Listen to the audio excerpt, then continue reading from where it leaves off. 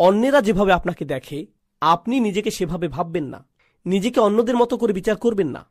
অন্যেরা ভাবতে পারে আপনি অনেক অসাধারণ, সেটাই আপনাকে অসাধারণ করবে না, এমন নাও হতে পারে।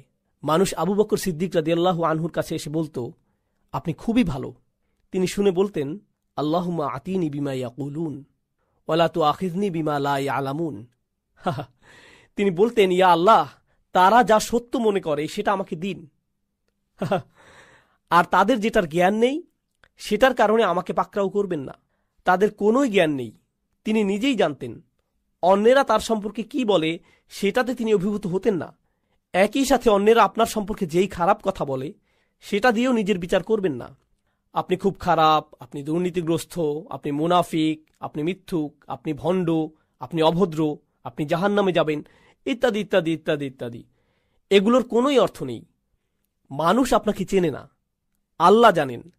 মানুষ যদি বলে আপনি কোনো কাজের না, আপনাকে দিয়ে কিছুই হবে না, ইত্যাদি ইত্যাদি, এর মানে এই নয় যে আল্লাহ আপনার সম্পর্কে সেটাই ঠিক করেছেন।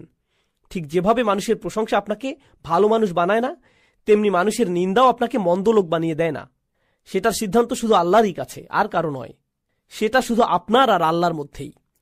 আপনার সম্পর্কে মানুষের মন্তব্য যেন আল্লাহর সাথে সম্পর্ক নষ্ট না করে দেয়। তারা আল্লাহর কাছ থেকে তথ্য নিয়ে আপনার ব্যাপারে মন্তব্য করেনি, তাদের সেই তথ্য নেই, শুধু তার কাছেই আছে। তিনি বলছেন, শুধু এই লোকগুলোর তওবাই আমি কবুল করব। আল্লাহ আমাদের সবাইকে তাদের অন্তর্ভুক্ত করুন। এর পরের আয়াতে বলছেন, এই লোকগুলো থেকে আমি তওবা কবুল করব না। পরিষ্কার করে বলছি, আমি চাই তোমরা তওবাকারীদের মধ্যে অন্তর্ভুক্ত হও। এই লোকগুলোকে আমি গ্রহণ করব, কিন্তু এদেরকে আমি গ্রহণ করব না। লাইসাতুত তাওবাতু লিল্লাযীনা ইয়ামালুনাস সাইয়্যাত, যারা পাপ করতে থাকে একের পর এক একের পর এক। আগের আয়াতে শব্দটি ছিল সু, মুফরাদ, একবচন। এখন আমরা পাচ্ছি সাইয়্যাত, বহুবচন। এর মানে হচ্ছে সে বারবার গুনাহ করে আর বলে, আরে আস্তাগফিরুল্লাহ, করা উচিত ছিল না, কিন্তু কালকে আবার করব, এরপর আবার আস্তাগফিরুল্লাহ বলবো, সমস্যা নেই। তারা নিজেদের পাপের প্রতি আসক্ত না, বারবার বারবার তারা করতেই থাকে না। নিজেদের বলে না, তাওবার দরজা তো খোলাই আছে, আমি আরেকটু মজা করে নিতে পারি। এটা আসলে হলো খ্রিস্টান মানসিকতা। আমি রবিবার যে ক্ষমা চেয়ে নেব, পুরো সপ্তাহ পার্টি করে নেই, তাই না? এরপর রবিবার আবার যে খাতা পরিষ্কার করে আসব। এভাবে আমাদের দিন চলে না। আল্লাহ নিশ্চিত করেছেন যেন আমরা তার দিন নিয়ে এভাবে খেলা না করি। তাই তিনি বলছেন, যেসব মানুষ বারবার গুনাহ করে, বারবার ফিরে যায়, এই চিন্তা করে যে ক্ষমা চাইবে আর সব ঠিক হয়ে যাবে, এমনটা গ্রহণযোগ্য নয়। এভাবে আল্লাহ আজ্জা জাল্লার সাথে খেলা করা যাবে না। ওয়ালাইসাতিত তাওবাতু লিল্লাযীনা ইয়ামালুনাস সাইয়্যাত হাত্তা ইযা হাদারা আহাদুহুমুল মাউত, অবশেষে তাদের কারো মৃত্যু চলে আসে। ক্বালা ইন্নী তুবতুল আন, আমি আসলেই তওবা করছি, এই শেষ, আর কখনো করব না। একবার আমি প্লেনে যাচ্ছিলাম, আর সাধারণত যখন প্লেনে চড়ি আমি ঘুমিয়ে যাই। তো আমি যাচ্ছি আর আমার আশেপাশে দেখছি মানুষজন তাদের আইপডে অথবা আইপ্যাডে বা তাদের ল্যাপটপে বসে মুভি দেখছে, অথবা তাস খেলছে, গান শুনছে, প্লেনে বসে মাথা দুলাচ্ছে, তাই না? তো ঘুম ভেঙে দেখি প্লেন হঠাৎ 50 ফিটের মতো নেমে গেছে, কেবিনের প্রেসার বদলে গেল, মালাকুল মৌতের কাপগুলো নেমে এলো, তাই না?